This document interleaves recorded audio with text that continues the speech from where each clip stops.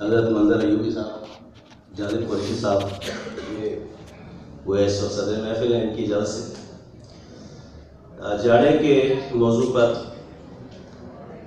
कैसा अफसू है बर्फ पड़ी है चोटी पर चेहरा गुलगू है। कैसा अफसू है बर्फ पड़ी है चोटी पर चेहरा गुलगू है। और मौसम सरमा के हवाले से दूसरी हाइकू मुलाहिजा कीजिए कि धूप न छाया है आंख मिचोली खेले हम कोहरा छाया है। और दीगर हाइकू कि लो फिर शाम हुई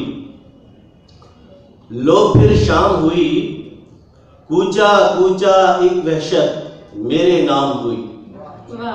लो फिर शाम हुई कूचा कूचा एक वहशत मेरे नाम हुई। और ये एक ही लफ्ज़ का दो माने में इस्तेमाल देखिएगा।